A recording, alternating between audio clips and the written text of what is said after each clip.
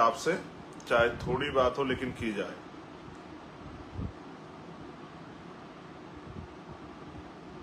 अपनी बात को शुरू करने से पहले आप गौर करना, जिन नामों को मैं आज ले रहा हूं उन पे गौर करना। जब तक मैं भीम आर्मी आजाद समाज पार्टी के सब कार्यकर्ताओं को संदेश देना चाहता हूं, जब तक आप इन महापुरुषों को नहीं पढ़ोगे जिनके नाम ले रहा हूं, और भी बहुत सारे कुछ छूट जाएंगे, उनके साथ साथ इनके दिखाए रास्ते पे नहीं चलोगे, महापुरुषों ने मिशन कैसे चलाया ये नहीं सीखोगे, तब तक इस देश में बहुजन समाज के लोग अन्याय अत्याचार सहने के लिए तैयार रहें।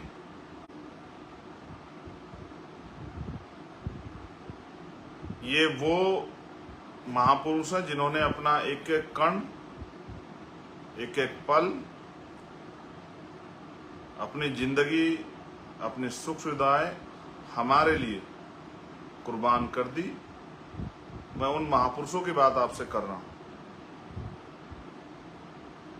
मैं लाइव के शुरुआत में सबसे पहले धन्यवाद देता हूं भीम आर्मी आजाद समाज पार्टी और बहुजन समाज के उन सब लोगों को जो कल दिल्ली भीम आर्मी के 8वें स्थापना दिवस पर और एक ऐतिहासिक विरोध प्रदर्शन का हिस्सा बनने के लिए पहुंचे, जिन्होंने हमेशा की तरह इस आंदोलन का, मेरा और हमारे तमाम नेताओं का मान सम्मान मजबूत किया और देश और दुनिया में रहने वाले भीम आर्मी के समर्थकों का भी हौसला अफजाई किया। मैं उन बहनों को, माओं को, सबको धन्यवाद करता हूं क्योंकि दिल्ली में जुलाई के महीने का सबसे गर्म दिन था कल, जो हजारों किलोमीटर से चल के दिल्ली पहुंची। वो भाई जो पैदल आए, साइकिल पे आए,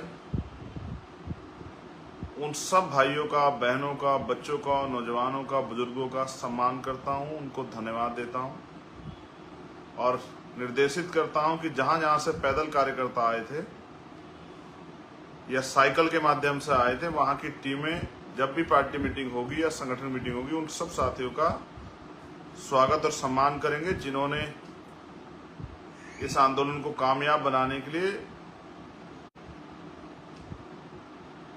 जो पैदल चल के आए, जिनके पैरों में छाले पड़ गए,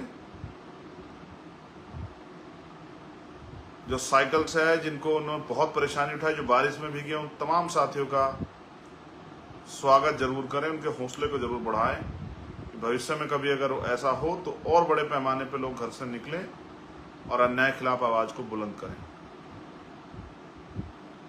अब मैं जिन महापुरुषों के लिए आपसे कह रहा था, उन महापुरुषों के नाम मैं आपके सामने लूंगा। मुझे आशा विश्वास है कि मेरे कहने के बाद जब आप मुझसे प्यार करते हैं, मुझमें उम्मीद रखते हैं, मुझसे भरोसा रखते हैं, तो मेरी बात को भी आप मानोगे। मिशन चलाना कोई बच्चों का खेल नहीं, और मिशन को कामयाब करना किसी अकेले व्यक्ति के बस की बात नहीं है। जब तक आप सब लोग उतनी मेहनत से काम नहीं करोगे या उससे थोड़ी सी कम मेहनत से काम नहीं करोगे, तब तक हम लोग इस देश में कामयाब नहीं हो सकते। जो सपने आप अपने मन में देखते हैं, उनको पूरा करने का एकमात्र रास्ता है कि हम लोग ईमानदारी से, समर्पण की भावना से, त्याग की भावना से, संघर्ष की भावना से और अपने लक्ष्य को ध्यान में रख के इस लड़ाई को लड़ें, आंदोलन को चलाएं, कामयाब करें। सम्मानित बहुजन समाज के पहरेदारों, महामानव तथागत बुद्ध, संत शिरोमणि सदगुरु रविदास जी महाराज, गुरु नानक देव, संत कबीर, भगवान वाल्मीकि महाराज, गुरु घासीदास, संत तुकाराम, नारायणा गुरु, संत गाडगे जी महाराज, इनके विचारों को हमारे साथियों को, चाहे वो छोटे या बड़े, उनको पढ़ना चाहिए, जानना चाहिए। फिर उनके बाद राष्ट्रपिता ज्योतिबा फूले, छत्रपति साहू जी महाराज, बाबा साहब डॉक्टर भीमराव अंबेडकर, पेरियार ई रामासामी नायकर, पेरियार लाल यादव, महामना राम सुख वर्मा, सर छोटू राम,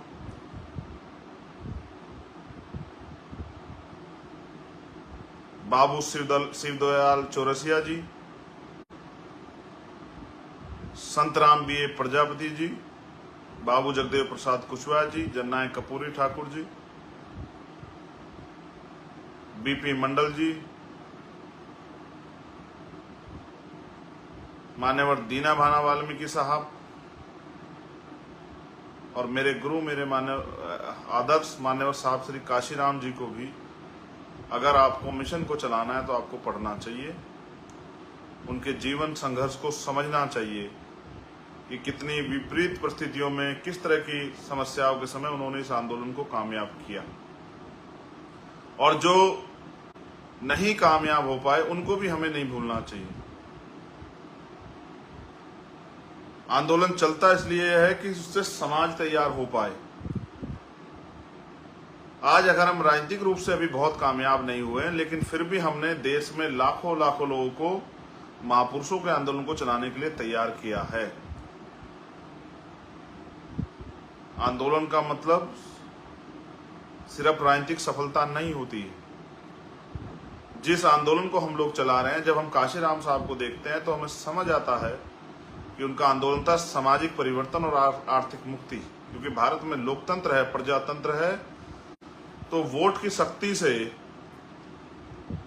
उसको सत्ता में आकर आसानी से हासिल किया जा सकता है। सत्ता एक विकल्प है जिसके जरिए आप सामाजिक परिवर्तन के एजेंडे को मजबूती से लागू करा सकते हैं, उस पर काम कर सकते हैं, बहुत सारी समस्या आपकी खत्म हो जाएगी, बहुत सारे साधन संसाधन आपके पास होंगे अगर आप सत्ता में होंगे। और जो एक और महत्वपूर्ण पक्ष है, आर्थिक गैर बराबरी। आर्थिक गैर बराबरी को आपको समझना पड़ेगा। उसको समझाने से पहले मैं आपको एक बहुत महत्वपूर्ण बात बताऊंगा। एक मानव काशीराम साहब का एक ऐतिहासिक कथन है कि जिस समाज की गैर राजनीतिक जड़ें कामयाब मजबूत नहीं होती, उनकी राजनीति कामयाब नहीं हो सकती। पुनः मेरी बात को सुने कि जिस समाज की गैर राजनीतिक जड़ें मजबूत नहीं होती, उस समाज की राजनीति भी कामयाब नहीं हो सकती। अब गैर राजनीतिक जड़ें क्या होती हैं? हमारा समाज, जहां भी आप पूछोगे वो बताएगा कि हम सामाजिक संगठन चला रहे हैं। किसी अधिकारी से पूछोगे, हम अपने डिपार्टमेंट का सामाजिक संगठन चला रहे हैं। किसी गांव बस्ती में पूछोगे, हम बाबा साहब अम्बेडकर के नाम पे सामाजिक संगठन चला रहे हैं। आप इतने सारे सामाजिक संगठन चला रहे हैं, इसी की वजह से आज समाज में जागरूकता बढ़ी। लेकिन सिर्फ सामाजिक संगठन चला के हम लोग इस देश में बिना सत्ता को प्राप्त करे कामयाब नहीं हो सकते हैं। जैसा मैंने आपको कहा कि गैर राजनीतिक जड़ें होती हैं समाज की सामाजिक हैसियत और समाज की आर्थिक हैसियत। सामाजिक हैसियत हमारी क्या है ये आप जानते हैं। सामाजिक हैसियत हमारी ये है कि देश के बहुजन समाज के लोगों के साथ आज भी मूछें रखने पर उनकी हत्या होती है, अच्छे कपड़े पहनने पर उनकी हत्या होती है, अच्छा खाने पीने पर उनकी हत्या होती है, घोड़ी पे बैठ के बारात चढ़ने पर उनकी हत्या होती है, अच्छे गाने बजाने पर उनके साथ हत्या होती है, अपराध होते हैं। कोई उनको जूते में पानी पिलाता है, कोई जूते में पेशाब पिलाता है, कोई उनके सर पे पेशाब कर देता है, कोई उनको और तमाम तरह की अपमानित करने के जो हैं प्रयास करता है। कहीं हत्या कर दी जाती है, मार के लटका दिया जाता है, कहीं हत्या करके टुकड़े कर दिए जाते हैं, कहीं रेप होता है छोटी छोटी बच्चियों का, कहीं और तमाम तरह की चीजें होती हैं। सामूहिक बहिष्कार किया जाता है, कहीं जुर्माना लगाया जाता है, कहीं पेड़ में बांध के यातनाएं दी जाती हैं। तो ये हमारी सामाजिक हैसियत है। इस देश के आज़ादी के 75 साल बाद भी ये इस देश में हमारी सामाजिक हैसियत है। आप सोचो, जब काशीराम साहब आंदोलन चला रहे तब हमारी सामाजिक हैसियत और कितनी कमजोर रही होगी। फिर आर्थिक मजबूती की बात कर लेता हूँ, आर्थिक मुक्ति की बात कर लेता हूँ, आर्थिक हैसियत की बात कर लेता हूँ। तो आर्थिक हैसियत ये है कि देश के विभिन्न कोने में आप जाओगे, भारत के अंदर 2% सरकारी सेक्टर है, उसमें 22.5% आरक्षण हमें है, 27% आरक्षण पिछड़े वर्ग के लोगों को, वो भी जो है पूरा नहीं किया जाता। उसका उदाहरण भी मैं आपको दूंगा। ये हमारी आर्थिक हैसियत है कि इन 2% हमारे समाज को, हमारा 1% समाज भी कामयाब नहीं हुआ। उस 1% समाज जो सरकारी नौकरी में गया, उस 1% समाज ने अपने बच्चों को अच्छा पढ़ाया लिखाया, किसी को बिजनेस करने के लिए, किसी को आर्टिस्ट बनाने के लिए, किसी को पत्रकार बनाने के लिए, किसी को हिस्टोरिकल बनाने के लिए उसने अच्छी पढ़ाई करवाई। तो हमारा 7, 8, 9, 10% समाज तैयार हुआ है।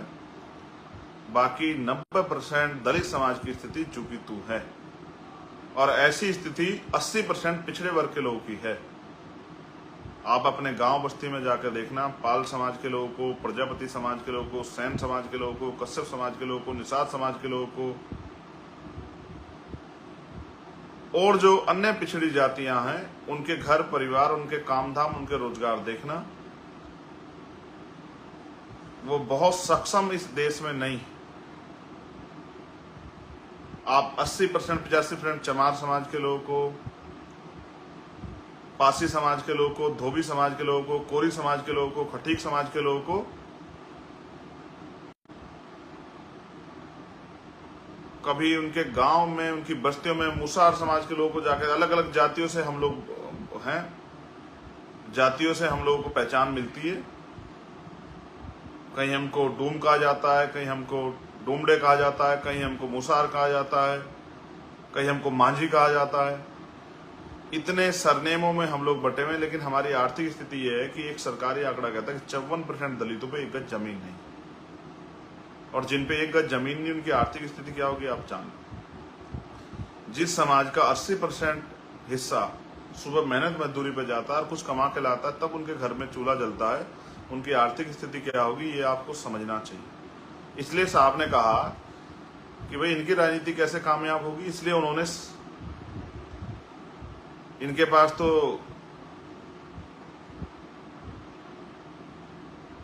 सामाजिक और आर्थिक जड़ें ही नहीं है, तो इनकी राजनीति तो कामयाब नहीं हो सकती। इसलिए उन्होंने समाज के पढ़े लिखे और सक्षम जो अधिकारी कर्मचारी थे उनको तैयार किया कि भाई आप लोग हौसला जुटाओ, आप अपनी जिम्मेदारी को समझो, सामाजिक जिम्मेदारी को समझो। आपको जो नौकरी मिली है, रोजगार मिला, इसके लिए बाबा साहब ने जो आरक्षण का प्रावधान किया है संविधान में, उसकी वजह से मिला। इस वजह से आप अपनी जिम्मेदारी को समझो, अपने जो हाशिए पे समाज है उसको उठाने का काम करो, उसके भी हाथ खींचो, उसको ऊपर लाओ, अपनी जिम्मेदारी को अदा करो। साहब काशीराम इस बात को समझाने में कामयाब हो पाए, और तब जाके अधिकारी कर्मचारियों ने संघर्ष किया, वामसेब नाम का संगठन बना, उसके जरिए हमारी पुरानी मूवमेंट खड़ी हुई और हम लोगों को इस देश में अपने पैरों पे खड़े होने का मौका मिला। आज की मेरी पहली अपील उन अधिकारी कर्मचारियों से है जो सक्षम है कि आज चारों तरफ अन्याय अत्याचार हो रहा है। हमारे जो अधिकार बाबा साहब अम्बेडकर देके गए हैं, अगर हम उनके सच्चे सपूत हैं तो आज हमें बैठ के अपने घर में आकलन करना चाहिए कि हमारे व्यक्तिगत परिवार के साथ साथ भी ये समाज भी हमारा परिवार है। इस समाज की क्या स्थिति है और ये कैसे सुधरेगी, और जो आज की सत्ता ने हालात किए, क्या भविष्य में हम पे कुछ अवसर और अधिकार रह पाएंगे, या हमारा जीवन जानवर से भी बुरा जीवन इस देश में हो जाएगा। इसके बारे में हम पढ़े लिखे समझदार लोग हैं, हमें विचार करना चाहिए। मैं बार बार कहता हूं, आंदोलन कोई भी शुरू कर सकता है, चंद्रशेखर भी शुरू कर सकता है, कोई अन्य भी शुरू कर सकता है, विनयतन सिंह भी शुरू कर सकता है, कमल वालिया भी शुरू कर सकता है, हिमांशु वाल्मीकि भी शुरू कर सकता है, रविंद्र भाटी भी शुरू कर सकते हैं, अनिल धेनवाल भी शुरू कर सकते हैं, निजाम चौधरी भी शुरू कर सकते हैं, सतपाल चौधरी भी शुरू कर सकते हैं, नरेंद्र भिखुराम जैन भी शुरू कर सकते हैं, सुनील चित्तौड़, आंदोलन कोई भी शुरू कर सकता है, राजेंद्र यादव भी शुरू कर सकते हैं। लेकिन आंदोलन कामयाब तभी होगा जब उसका नेतृत्व पढ़ा लिखा समाज करेगा, क्योंकि जिस समाज का 80% बहुजन समाज क्योंकि हमारा है, उसका 80% समाज रोटी रोजी के लिए मोहताज हो, जिनको बेटी की शादी करनी पड़े तो कुछ उधार पैसे लेने पड़ते हों, बेटे को पढ़ाना पड़े तो जमीन गिरवी रखनी पड़ती है, बेचनी पड़ती हो, जिनको मकान बनाना पड़ता है उनको साहूकार से या कहीं से लोन बैंक से उठाना पड़ता हो, जो सुबह उठ के मेहनत मजदूरी पे जाते हैं, वो कैसे समाज को इतना समय दे पाएंगे कि समाज को वो अपने जागरूक कर दें अपने पैरों पे खड़ा होने के लिए। जहां देश में बाबा साहब अम्बेडकर की विचारधारा को, फूले साहू की विचारधारा को, बिरसा की विचारधारा को खत्म करने के लिए इतने जो हैं षड्यंत्र किए जा रहे हो, वहां अगर इस आंदोलन को, क्योंकि बाबा साहब ने भी कहा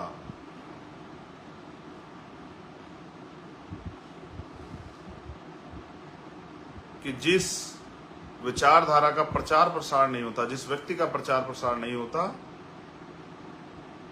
वो व्यक्ति भी मर जाता, विचारधारा भी खत्म हो जाती। इसलिए मैं अपने पढ़े लिखे समाज से अपील करूंगा, स्पेशली नौजवान तबके से। मेरे एक साथी ने मुझको इसके लिए लिखा भी कि आपको नौजवान लोग बहुत मानते हैं, आप नौजवान भाइयों से अपील करो कि वो जहां भी नौकरी करते हैं अपने आसपास हमारी बस्तियों को खोज के, जो कि सरकार तो सारे सरकारी स्कूल बंद कर रही है, वो बच्चों को पढ़ाना शुरू करें। जो भीम आर्मी ने सबसे पहले जिम्मेदारी उठाई थी पाठशाला खोलने की, वो पाठशाला खोलने काम करें। वो हफ्ते में अगर रोज नहीं जा सकते, हफ्ते में 2 दिन जाएं, अपने सामाजिक परिवार को का भी ख्याल रखें, ये मेरी उनसे अपील है। और वो आंदोलन के साथ भी जुड़ें। जिस तरह से जो लोग शासक वर्ग आज हैं, उनका एक एक व्यक्ति जो है मूवमेंट का, उनकी मूवमेंट का काम करता है, हमारे लोगों को भी हमारी मूवमेंट का काम करना चाहिए, अपने महापुरुषों के रास्ते पे चलना चाहिए। मैं ये नहीं कहता, कभी नहीं कहता सब मेरे पीछे आके खड़े हो जाओ, मैं बिल्कुल नहीं कहता। मैं तो आपके सामने बात रख रहा हूं कि जो बेहतर काम कर रहा हो उसके हाथों को आप मजबूत कर दो। आप जहां हो अपने स्तर पे काम कर लो, लेकिन करते रहो, क्योंकि अगर आप ये महापुरुषों की विचारधारा का प्रचार प्रसार नहीं करोगे तो दुश्मन तो इसका प्रचार प्रसार करने से रहा। मैं उस एक एक कार्यकर्ता का जो वहां 40-42 डिग्री टेम्परेचर में बैठा हुआ था, मैं कितना ऋणी हूं। आपने मेरे अंदर दोबारा से मुझे जिंदा दिल बना दिया, क्योंकि जब ये घटना हुई, एक बार को तकलीफ हुई, मैं जब महसूस करता था तो मुझे याद आती थी। और मैं समझता था कि जब मैंने 2017 में भी मेरे साथ ये हुआ, तब आपने बड़ी संख्या में आकर मेरा हौसला बढ़ाया था। लेकिन कल मुझे भरोसा था, जिसने मुझसे पूछा मैंने उसे कहा था कि मेरा बहुजन समाज आएगा और वो दिल्ली को ये बताएगा कि चंद्रशेखर अकेला नहीं है, भीम आर्मी कमजोर नहीं है, आजाद समाज पार्टी कमजोर नहीं है।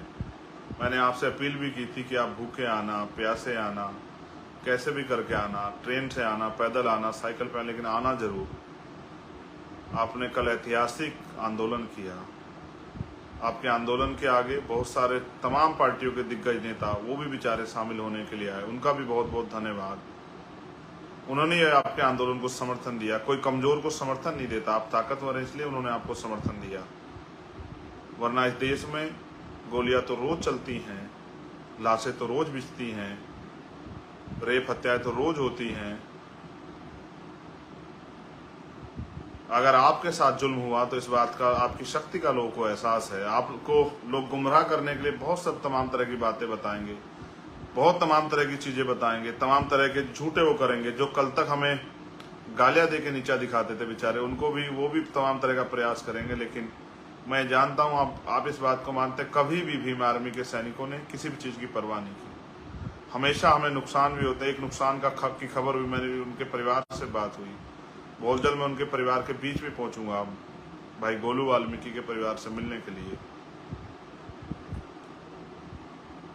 मुझे तकलीफ होती है और मैं आपको बार बार कहता हूं कि मैंने आज भी अपने साथियों को ये बात कही अम्बेडकर भवन में कि आज जो अन्याय हो रहा है, कहीं ना कहीं उसकी जिम्मेदारी ये समाज है, हम सब लोग हैं।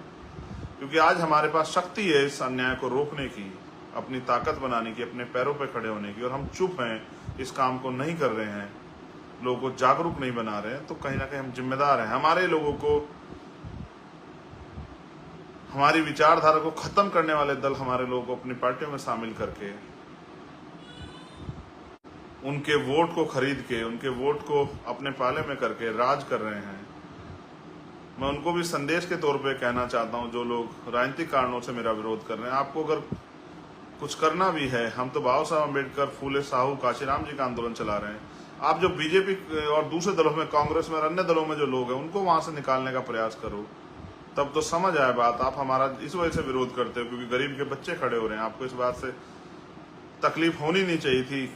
आपको इस बात से तकलीफ क्यों है? आप भी इन्हीं संघर्षों से उठ के आए हो।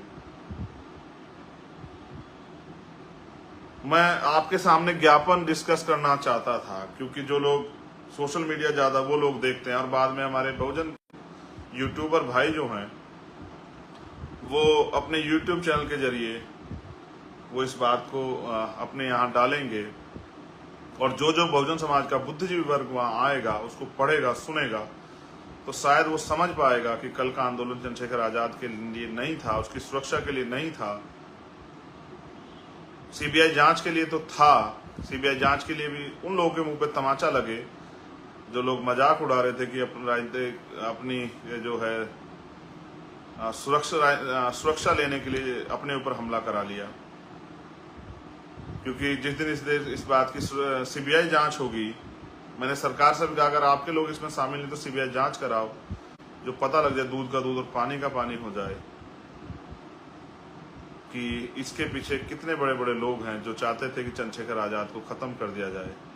वो आपके चंद्रशेखर को खरीद नहीं पाए, रोक नहीं पाए, उसकी जबान पे ताला नहीं लगा पाए, वो डरा नहीं पाए, तो अंतिम जो विकल्प बचा था बौखलाहट में हत्या कराना, उसका भी प्रयास उन्होंने कर लिया। मैं चाहता हूं आज के मेरे लाइव को हमारा बुद्धिजीवी समाज, अधिकारी, कर्मचारी, सक्षम समाज भी सुने यूट्यूब चैनल के जरिए, इस लाइव के जरिए, और वो आकलन करें कि हमारी जो मांगे थी वो समाज के हित की मांगे थी या किसी व्यक्ति विशेष की मांगे थी।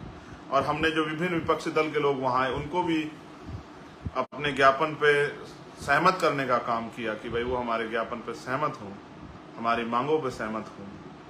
हम इस देश में 75 साल भी अगर अन्य अत्याचार का शिकार हो रहे हैं, एनसीआरबी का जो डाटा कहता है कि किसी प्रदेश में 20,000 महिलाओं के साथ, किसी प्रदेश में 18,000 महिलाओं के साथ, किसी प्रदेश में 15,000 महिलाओं के साथ जो हर साल अन्य अत्याचार की घटनाएं होती है, अगर उसका डाटा भी निकाल लिया जाए, अगर शर्म हो मीडिया में वो निकाल के डाटा बताए कि इनमें दलित पिछड़े समाज की कितनी बच्चियां हैं, और जो नफरत करते हैं हमसे, मैं कहना भी नहीं चाहता इस बात को, क्योंकि हमें बाबा साहब अम्बेडकर ने महिलाओं में कभी भेदभाव करना सिखाया नहीं, हमें तो इंसानों में भेदभाव करना नहीं सिखाया। छोड़ो, मैं इस बात को भी नहीं कहता, लेकिन क्या हमारी बच्चों के नसीब में लिखा हुआ है कि उनको पैदा होने के बाद, बड़े होने के बाद, जिनको हम इतने लाड प्यार से पालते हैं, जिनको हम पलकों पे रखते हैं, नाजों में पालते हैं, उनको अन्याय अत्याचार सहना पड़े। मैं समाज की हर एक बहन बेटी को जो दुनिया में कहीं रहती है, मैं उनको अपना परिवार मानता हूँ। अगर उनके साथ अन्याय होता है तो मेरा कलेजा छलनी हो जाता है। जो लोग मजाक उड़ाते हैं ये कह के, हमारे साथी कहते हैं आप इस पर जवाब मत दिया करो, आप ये मत किया करो, लेकिन क्योंकि मैं जहाँ से उठ के आया हूँ एक गांव से, मेरे पिताजी प्राइमरी स्कूल के हेडमास्टर थे। मैं जिस जगह से निकल के आया हूँ, जिस गरीबी से निकल के मैं बाहर आया हूँ, और मैंने दर्द देखा है, तो जो लोग ये कहते हैं अपने राजनीतिक स्वार्थ में कि हम किसी के आगे गिड़गिड़ाए और ये सब चीजें, आप भीम आर्मी के जोश जुनून को जानते नहीं। मेरा सारा दर्द इस समाज के लिए है, बहुजन समाज के लिए। अगर मुझे व्यक्तिगत कोई लालसा होती तो बहुत दल थे इस देश में, अगर आपने रास्ता बंद कर दिया था तो मैं दलों को ज्वाइन करके एमपी एमएलए बन जाता। मैंने बाबा साहब अम्बेडकर, काशीराम साहब के मूवमेंट को ना मिटने देने की कसम खाई है, संकल्प लिया है, और मैंने नहीं, हमारे एक एक कार्यकर्ता ने भीम आर्मी के, आप उनको, क्योंकि वो बहुत सारे कार्यकर्ता जो नहीं जुड़े, वो समझदार नहीं, आप अपनी बातें लिख के उनको गुमराह कर लेते हो। फिर उन्हें कुछ दिनों बाद एहसास हो जाता है कि हमें हमारी लड़ाई से रोका जा रहा है, हमें पंगु पिछलग्गू बनाया जा रहा है। फिर वो आके भीम आर्मी के साथ खड़े जाते हैं, क्योंकि मैंने भीम आर्मी के साथियों को स्वाभिमान से समझौता करना नहीं सिखाया, और मैंने उनको एक एक पल ये सिखाया कि वो समाज के लिए ईमानदार रहें। मैंने जो ज्ञापन वहां दिया था, मैं उस ज्ञापन को इसलिए आपके आगे पढ़ना चाहता हूँ क्योंकि हमारा बुद्धिजीवी समाज आकलन करे, अपने नेताओं का भी आकलन करें, जिनको वोट दे दे के आपने दलित पिछड़े वर्ग के नेताओं को ताकतवर बनाया, उनका भी आकलन करें। हमारी पहली मांग ये थी, और ये मांग इसलिए थी कि मैंने चर्चा की एक साथी से, तो मुझे पता लगा कि एचजेएस के जरिए जो उत्तर प्रदेश में भर्ती होती है उसमें पिछले 10 साल में एक भी हमारा जज नहीं बना, जबकि हमें 22.5% आरक्षण है और पिछड़े वर्ग को 27% आरक्षण है। फिर भी 50 बच्चे पिछड़े वर्ग के पिछले 10 साल में जज नहीं बने और एक बच्चा शेड्यूल कास्ट का जज नहीं बना, क्योंकि ताकतवर लोगों ने, जिनकी सरकार है, उन्होंने एक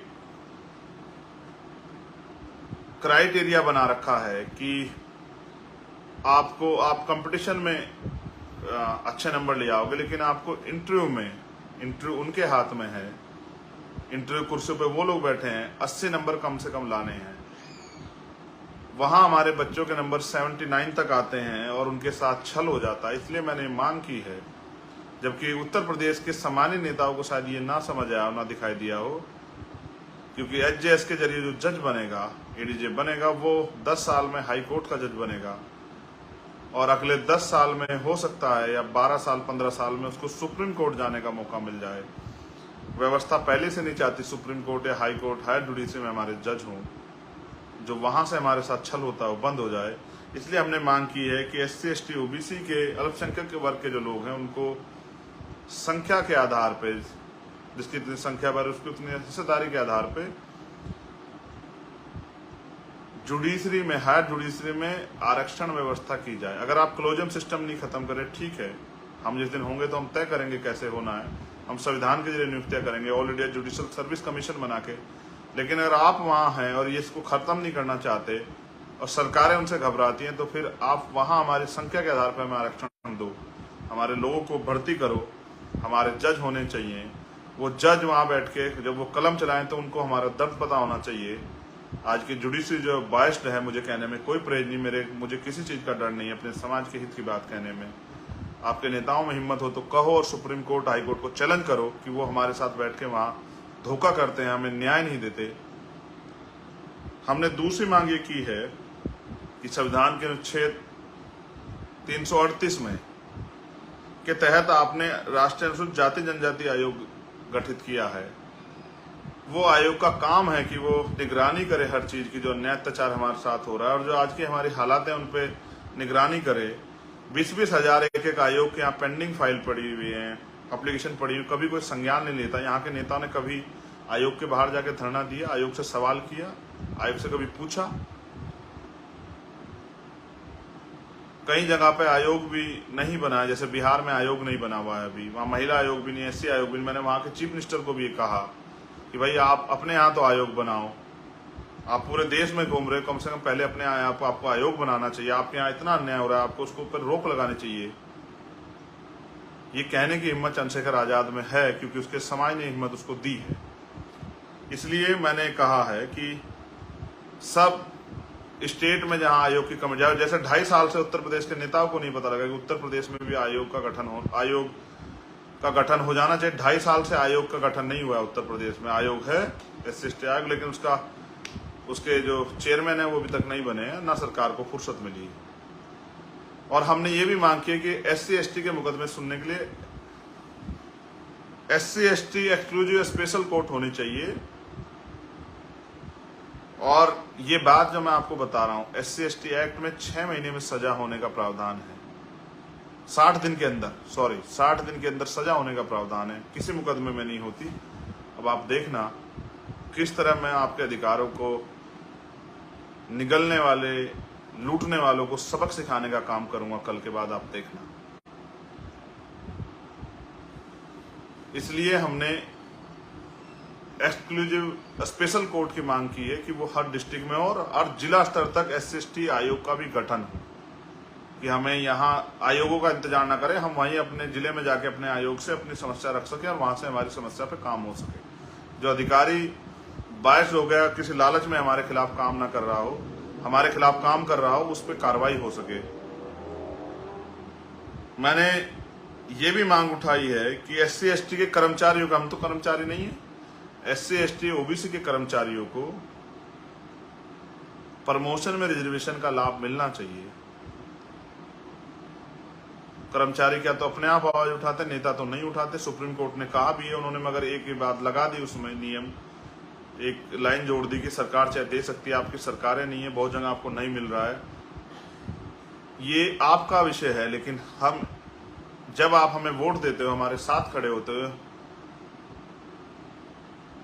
इस आंदोलन में मदद करते हो, इस आंदोलन के सिपाही हो, जागरूक हो, तो ये हमारी जिम्मेदारी कि आपके अधिकारों की लड़ाई हम लड़ें। आपको इसके लिए सड़कों पर ना लड़ना पड़े, आपको इसके लिए आंदोलन ना करना पड़े, आपको किसी भी तरह की पनिशमेंट का शिकार ना होना पड़े। ये आपके नेताओं की जिम्मेदारी, इस जिम्मेदारी को हम उठाएंगे और SC ST OBC के जितने कर्मचारी उनको प्रमोशन व रिजर्वेशन का लाभ दिलाने का काम करेंगे।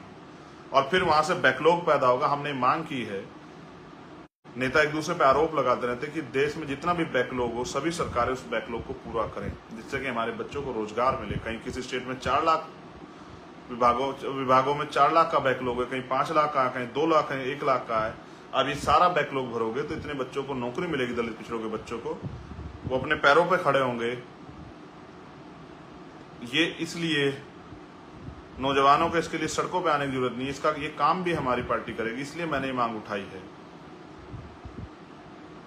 हमने मांग की है कि जातिगत जनगणना होनी चाहिए।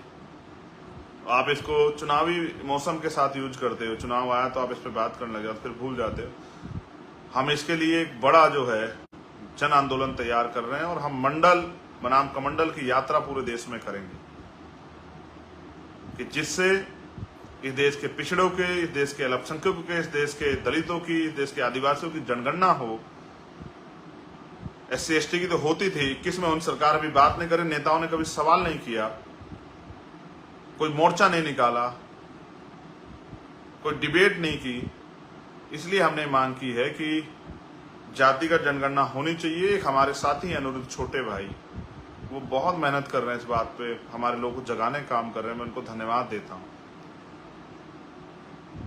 और उन सब साथियों को धन्यवाद देता हूं जो कहीं ना कहीं, चाहे वो लोकेंद्र गुर्जर हो या कोई भी साथी हो जो इस काम को कर रहा है, चाहे वो लक्ष्मण यादव हो, मैं उन सबको धन्यवाद देता हूं।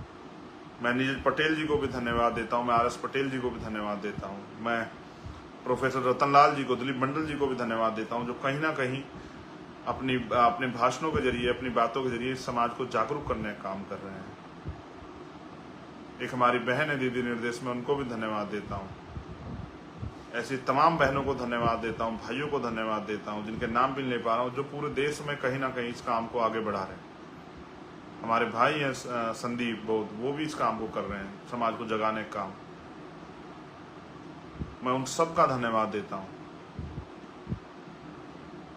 कि वो बहुत महत्वपूर्ण काम कर रहे हैं। महापुरुषों की कृपा उन पे बनी रहे, वो इस काम को और तेजी से आगे बढ़ाते रहे। हमारी मांग है कि जितनी संख्या बढ़े उसकी उतनी हिस्सेदारी, इस पैमाने के साथ, इस अनुपात में संख्या के आधार पर आरक्षण का फॉर्मूला देश में लागू हो।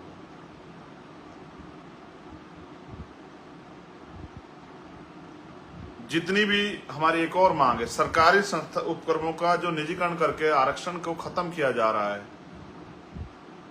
वो निजीकरण बंद हो और जितनी संस्थाओं का निजीकरण कर देगा उपक्रमों का, उनका दोबारा से राष्ट्रीयकरण हो।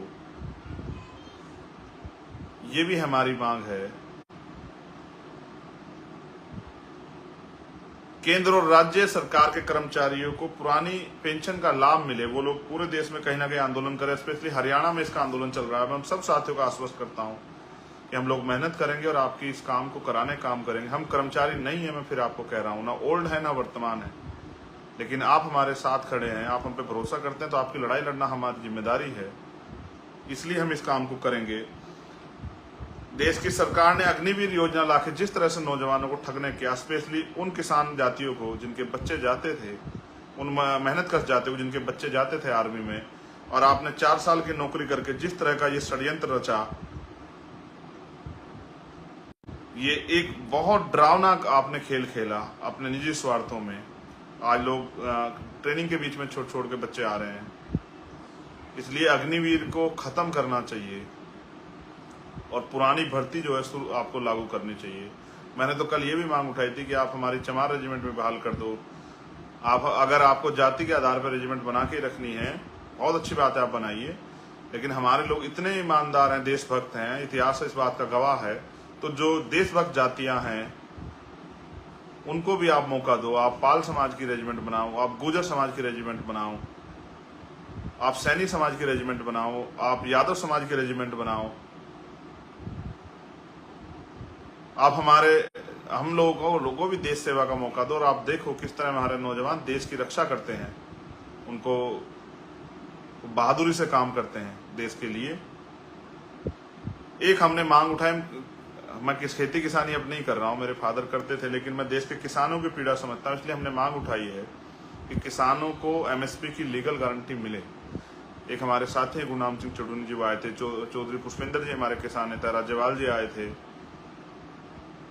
एक तेजवेंद्र सिंह विरक जी हैं, वो तमाम नेता आए थे। वो लोग लगातार मेरे साथ चर्चा में रहते हैं। मैं समझता हूँ सुमन हुड्डा हमारी बहन, वो लोग लगातार चर्चा में रहते हैं, इसलिए मैं उनके संघर्ष को समझता हूँ। उनको जेल भेजा जाता है, उनको लाठियां खानी पड़ती है, किसान सड़कों पर रहता है। मैं किसानों का दर्द समझता हूँ, किसान परिवार से आता हूँ, इसलिए हमने मांग की है कि किसान की हर फसल की जो है एमएसपी की गारंटी जो है, और वो भी समय के अनुसार समयबद्ध कानूनी गारंटी जो है सरकार को देनी चाहिए। प्लस जो पीएम किसान सम्मान निधि के तौर पे जो पैसे जो है सुविधाएं देते हैं, जो पीएम किसान परिवारों को जो पीएम किसान योजना का नाम लाभ मिलता है, जो आप 6,000 रुपए देते हैं, उसको 6,000 से बढ़ा के आपको 24,000 रुपए सालाना करना चाहिए। हमने ये भी मांग उठाई है। फिर हमने मांग उठाई है कि दिल्ली में जो आंदोलन हुआ था उसमें जितने भी किसानों पे मुकदमे आपने किए थे, क्योंकि 700 से ज्यादा किसानों की जान गई, वो मुकदमे आप वापस लें। ये भी मांग हमने उठाई, क्योंकि हम हमेशा किसानों के आंदोलन के साथ खड़े रहे। हमने ये भी मांग उठाई, हमारा एक बहुत बड़ा हमारे समाज का वर्ग जो सफाई कर्मचारी काम करता है, उनको स्पेशल टारगेट करके उसके साथ जितने भी कच्चे कर्मचारी हैं, जिस भी विभाग में काम करते हैं, उन कच्चे कर्मचारियों की समस्या को समझते हुए हमने ये मांग की है। पहली हमारी मांग है कि पहले तो कच्ची नौकरी होनी नहीं चाहिए और संविदा की नौकरी, ठेकेदारी की नौकरी होनी नहीं चाहिए। और जो लोग अभी इस पे कर रहे हैं उनको आप समान काम समान वेतन, जितना वेतन आप सरकारी कर्मचारी को देते हैं उतना ही वेतन उनको दें। दिल्ली में बहुत कच्चे कर्मचारी हैं। 30 साल से मेरी माएँ बहनें, मेरे चाचा ताऊ गटर में उतर के मैला अपने सर पे उठा के अपनी जिंदगी को जी रहे हैं। कभी किसी ने सुध नहीं ली, सरकार जब चाहे उनको निकाल देती है। 30 साल सेवा करने वालों को पक्के नहीं किया गया, वो मर जाते हैं सफाई करते करते। बहुत सारे रोडवेज में कच्चे कर्मचारी हैं, बिजली विभाग में कच्चे कर्मचारी हैं, हेल्थ डिपार्टमेंट में बहुत सारे कच्चे कर्मचारी हैं। वो भी इतना ही समय देते हैं, वो भी इतनी एनर्जी लगाते हैं, एक टांग पे खड़े रहते हैं, सेवा करते हैं, वो भी अपनी जान को जोखिम डालते हैं। उनकी कच्ची नौकरी को पक्का करना चाहिए। इसलिए हमने मांग की है कि जिन लोगों ने 5 वर्ष से ज्यादा ठेकेदारी पे या संविदा पे जैसे भी काम किया, उनकी कच्ची नौकरी को पक्की करो। आंगनबाड़ी, आशा कार्यकर्ता जो हैं, उन बहनों का भी वेतन बढ़ाओ, उनको भी उनके पैरों पर खड़े करो। ये मांग हमारी इसलिए क्योंकि मैं इस समाज से आता हूँ, मैं इस दर्द को जानता हूँ कि कितनी तकलीफें सहनी पड़ती हैं। 7, 8, 9 हजार की नौकरी में, कच्ची नौकरी में कुछ होता नहीं है। लोग खून के आंसू रोते, अपने जख्म को किसी को बता नहीं पाते, अपने बच्चों को अच्छी पढ़ाई नहीं दिला पाते, अच्छा खाना नहीं दिला पाते, क्योंकि सरकार ने बहुत कुछ आजादी के बाद कुछ दिया नहीं। सरकारों ने सिर्फ वोट लिए है और मजाक उड़ाया हमारी गरीबी का, हमारी बेबसी का।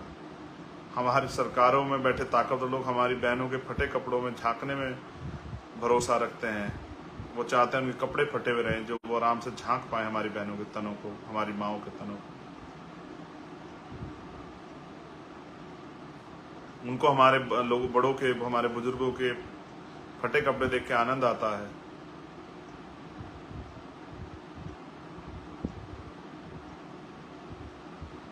हमने मांग की है कि सरकार यूनिफॉर्म्स, पहले सीए लेके आई, सीएन फिर एनआरसी, हमने उसका भी जबरदस्त करके अपोज उसको किया। सरकार उसका षड्यंत्र बताया, सच बताया कि सरकार का उसके पीछे तर्क क्या था। सरकार ने बहुत झूठ बोले, लेकिन हमने संवैधानिक रूप से उनका तर्क दिया कि जो भारत में नागरिक है इस देश का, आप कानून के आधार पर किसी के साथ भेदभाव नहीं कर सकते हैं। जो आज़ादी के बाद और जिस दिन से देश आज़ाद हुआ तब से जो इस देश में है, उनके साथ किसी भी तरह का जाति के आधार पर, धर्म के आधार पर भेदभाव नहीं कर, लेकिन फिर भी हमें सहना पड़ता है। इसलिए हमने उस समय भी इसको अपोज किया। अब यूसीसी पे सरकार बात की, हमने एक बात कही है कि पहले आप ना, जो इस देश में कानून होने के बावजूद भी, उस पर अपराध घोषित होने के बावजूद भी जो सामाजिक गैर बराबरी और इन वर्गों को सामाजिक अपमान का जो सामना करना पड़ता है, और जो आर्थिक गैर बराबरी है उसका जो सामना का, पहले आप सामाजिक, आर्थिक, शैक्षणिक, लैंगिक गैर बराबरी जो है, धार्मिक गैर बराबरी जो है, पहले आप उसको दूर करने की बात करो। आज देश अभी इस बात के लिए तैयार नहीं है। और फिर कॉन्स्टिट्यूशन का आर्टिकल 44 जिसका आप हवाला दे रहे हो, उसमें भी ये कहा गया कि आप थोप नहीं सकते हो किसी के ऊपर जबरन। और फिर भी हमने कहा कि अगर आप इसमें मुसलमान, जैन, सिख, बौद्ध, ईसाई, आदिवासियों के हितों के पे कुठाराघात करोगे, उन पे हमला करोगे, तो फिर हम इसको अपोज करेंगे, हर कीमत पे अपोज करेंगे। ये बात भी हमने सरकार को बताई है। हमने ये भी कहा है, मैंने झारखंड की सरकार से पूछा था, मैं सभी सरकारों से पूछता हूँ, मेरा काम है पूछना, आपने मुझे इसीलिए तैयार किया है कि आपने मॉब लिंचिंग पे कानून बनाने को कहा था। मैं देश की सारी जो अभी केंद्र की सत्ता के विरोधी जो सरकारें हैं, मैं उनसे भी सबसे कहता हूं कि आपको अपने यहाँ मॉब लिंचिंग पे कानून बनाना चाहिए। भीड़ को इजाजत नहीं मिलनी चाहिए। भीड़ की हिंसा का आपने उदाहरण मणिपुर में देखा। मणिपुर की ये एक घटना आपके सामने आई तो आप चीख पड़े। मणिपुर में जो घटना 2 महीने पुरानी, मणिपुर की बच्चों ने क्या क्या नहीं सहा, मणिपुर के लोगों ने क्या क्या नहीं सहा। वो राजनीतिक स्वार्थ के भेंट चढ़े इन सरकारों के। क्या इसका जवाब है सरकार के पास?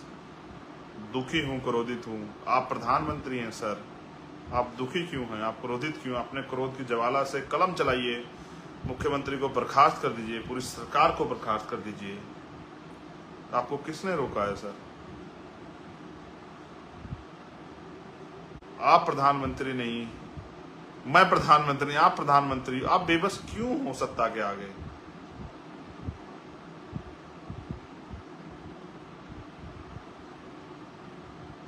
हमें तो आदत है, हमने फूलन देवी जैसी अपनी बहनों का हश्र देखा माओ का। हमें तो आदत है ये अन्याय सहने की। हम इस अन्याय के खिलाफ लड़ भी रहे हैं, लेकिन देखो ये सच कितना डरावना है। ये आपके रूह जिस्म सबको झकझोर देता है जब ये अन्याय होता है। इसका जवाब नहीं है आपके पास, आप दे भी नहीं सकते, सत्ता में बैठे लोग दे भी नहीं सकते। और मैं ये सवाल मेरा सब सत्ताओं से है कि जब आपकी सरकारों में 10-10, 20-20 हजार महिलाओं के साथ अन्याय होता है हर साल, तो आप कुर्सी पे बैठ कैसे जाते हो? आपको तकलीफ क्यों नहीं होती? आप खाना आपको हजम कैसे हो जाता है? आपके आंखें क्यों नहीं रोती? जब चंद्रशेखर आजाद की रोती हैं तो आपकी क्यों नहीं रोती? आप जालिम को क्यों प्रोटेक्ट करते हो? आप अपराधी को क्यों प्रोटेक्ट करते हो? इसलिए प्रोटेक्ट करते हो कल किसी और बच्ची का चीरहरण करे, उसका रेप करे, उसकी हत्या करे, उसको जला दे।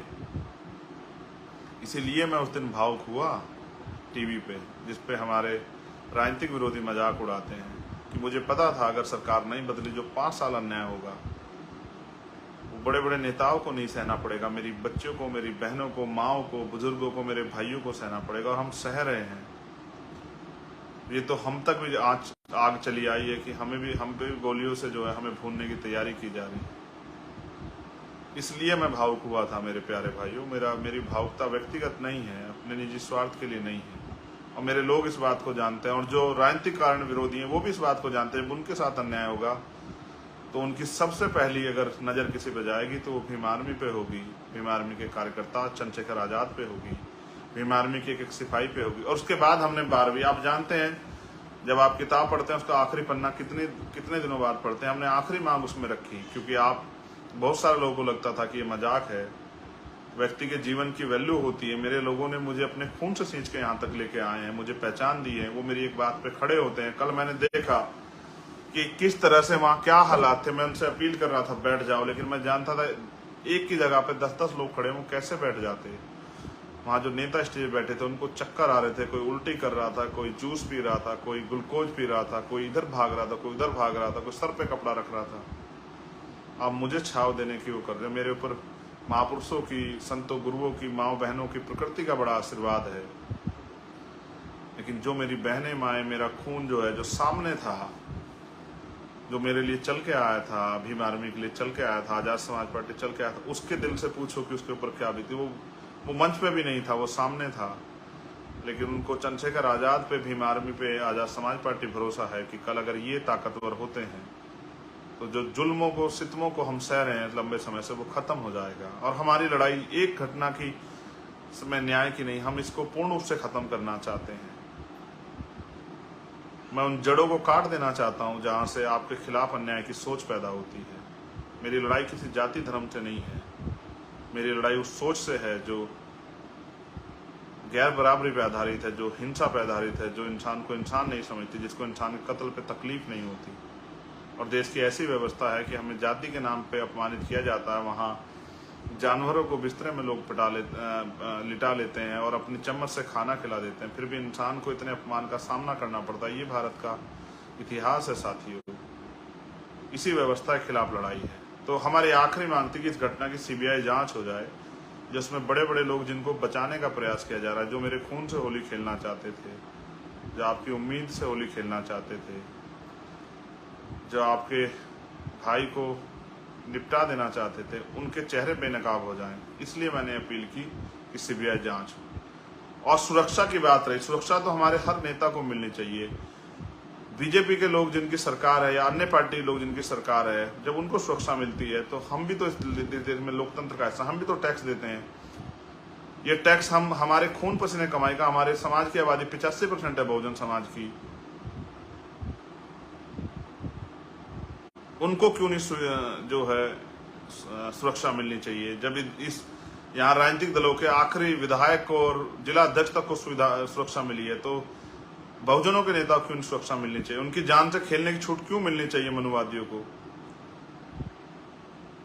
क्या उनका जीवन इतना आसान है कि जिस आदमी को उन्होंने इतनी मेहनत से तैयार किया, जिस चीज को उन्होंने इतनी मेहनत से बनाया, उसके जीवन को कोई 1 मिनट में समाप्त कर दे? क्या उनका जीवन इतना सामान्य हो जाना चाहिए देश में? इसलिए हमने सुरक्षा की मांग की, क्योंकि हम भी टैक्स देते हैं, प्राइम मिनिस्टर भी टैक्स देते हैं, प्राइम मिनिस्टर देते हो ना देते हो, गृह मंत्री देते हो ना देते हो, मुख्यमंत्री देते हो ना देते हो, हम देते हैं टैक्स हर एक चीज पे।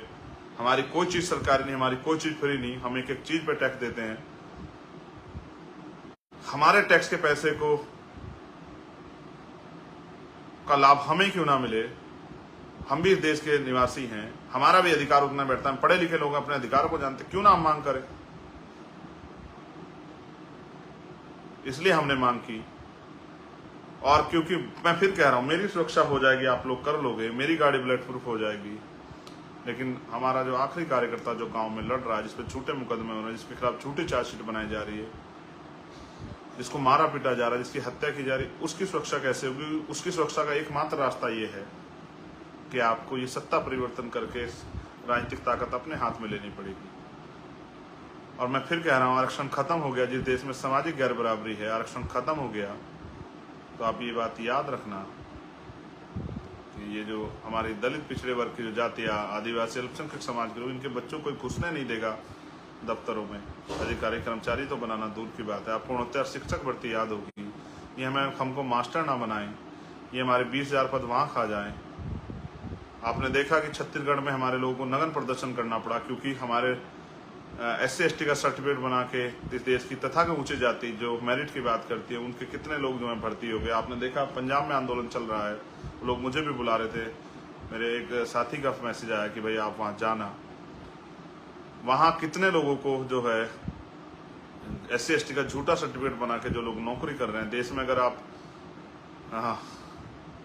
आपको जाति का गर्व भी चाहिए, और आप जब SC/ST OBC के सर्टिफिकेट बना के नौकरी करते हो, तो आपका जमीर तब क्यों नहीं आपको कहता? अगर आप चेक कराओगे देश में, तो आपको लाखों लोग ऐसे मिलेंगे जो SC/ST OBC का सर्टिफिकेट बना के देश में नौकरी कर रहे हैं। ये लाइव मैंने इसलिए किया कि मेरी ताकत आप हो। मैं जब अपनी बहनों को देखता हूँ, कल एक बहन मुझे मिली थी अम्बेडकर नगर से, वो भावुक थी। जब मैं बहुत सारी माओं से मिला, वो भावुक थी। एक माँ ने मैंने फ़ोन पे जब उससे बात की, उसने कहा मैंने 3 दिन से खाना नहीं खाया।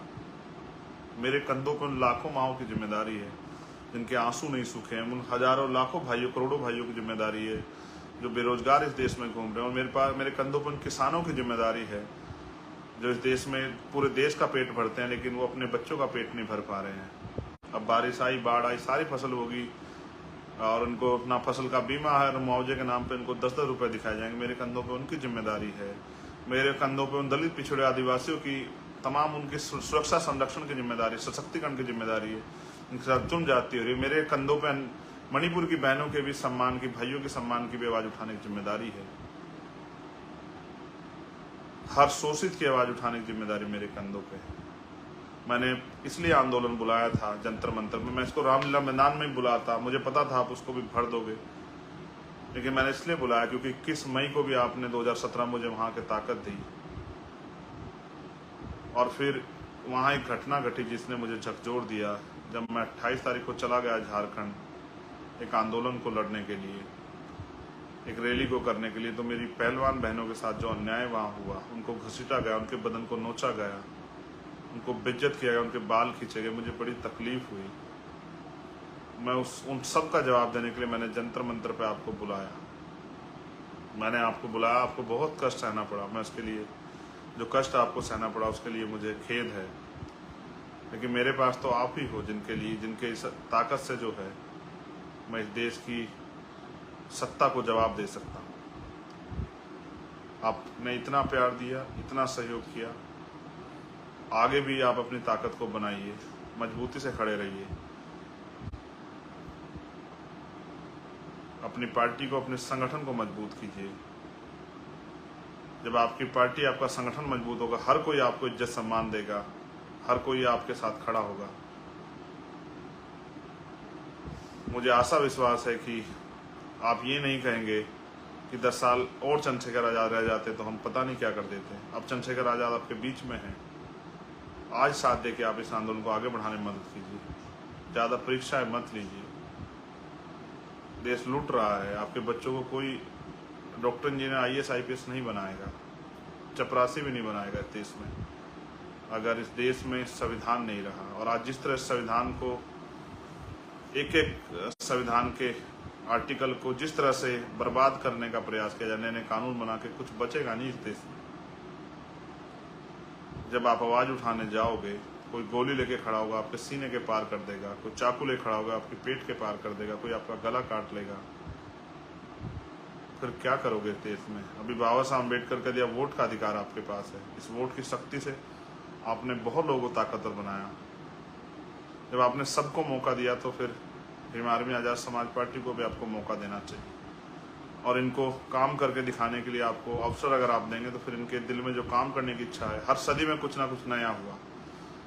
100 साल पहले हमारे हालात ऐसे नहीं थे, 50 साल पहले हमारे हालात ऐसे, आज हमारे हालात बदले हैं। आज दिल्ली में भी हमारे लोग सक्षम हैं। मैं धन्यवाद देता हूँ सभी प्रदेशों को। सबसे पहले धन्यवाद दिल्ली की पूरी टीम को, फिर यूपी की पूरी टीम को, उत्तर प्रदेश के सभी जिलों की टीम को, सभी प्रदेश के सामान्य नेताओं को, उत्तराखंड की पूरी टीम को, उनके सामान्य नेताओं को, कश्मीर जम्मू की टीम को, उनके नेताओं को, पंजाब की टीम को, उनके नेताओं को, हरियाणा की टीम को, वहाँ के सभी सम्मानित नेताओं को, राजस्थान की टीम को, वहाँ के सभी सम्मानित नेताओं को, स्पेशल थैंक्स मध्य प्रदेश की पूरी टीम को, उनके सम्मानित नेताओं को। बहुत जल्दी आऊँगा गोलू भाई के परिवार से मिलने। असम की टीम को, त्रिपुरा की टीम को, छत्तीसगढ़ की टीम को, हमारे प्रदेश अध्यक्ष छत्तीसगढ़ के नहीं आ पाए, वो जेल में थे, राजकुमार जांगड़े जी, उनको भी धन्यवाद, मुझे सुन रहे होंगे। उड़ीसा की टीम को, महाराष्ट्र की टीम को बहुत बहुत धन्यवाद, तेलंगाना की टीम को बहुत बहुत धन्यवाद, बिहार की टीम को पुनः बहुत बहुत धन्यवाद, वहाँ के सभी सम्मानित नेताओं को। कोई स्टेट छूट गया हो, बंगाल की टीम को बहुत बहुत धन्यवाद, कोई छूट गया हो, हिमाचल की टीम को बहुत बहुत धन्यवाद। तो मुझे खेद हो सकता है, लेकिन मैं आपको, हर एक कार्यकर्ता को, और स्थापना दिवस की पुनः बधाई और धन्यवाद। अब मैं आपसे एक ये चाहूँगा कि जितने साथी मुझे देख रहे हैं वो एक बार जरूर बताएं, क्या इस लड़ाई में आप, मैं उनका कमेंट भी कोशिश करूंगा कि पढ़ने की कोशिश करूं, क्या इस लड़ाई में वो हमें ताकत देने के लिए तैयार हैं या नहीं। अगर आप अवसर देने के लिए तैयार हैं तो हम एक भीम आर्मी का एक सिपाही अपने खून का एक एक कण जो है महापुरुषों के आंदोलन कामयाब करने के लिए लगाने के लिए तैयार है। मैं आपका जरूर आपके कमेंट देखूंगा कि आप चाहते हैं कि देश में भीम आर्मी आज़ाद समाज पार्टी आपके हितों की रक्षा के लिए मजबूत हो या ना। मैं आपका कमेंट जरूर जो है कोशिश करूँ।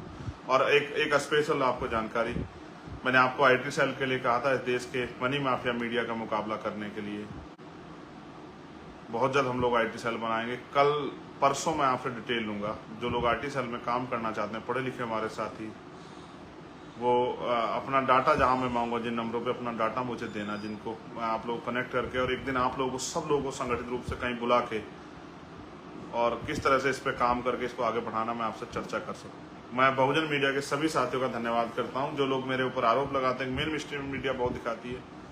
कल लाखों लोग आए थे, इतनी बड़ी रैली थी, कितनी बार मीडिया ने दिखाया आप जानते हैं, कितनी बड़ी बड़ी खबरें छपी, अखबार ने तो खबरें भी छापी जिससे हमें झगड़े हो जाए आपस में।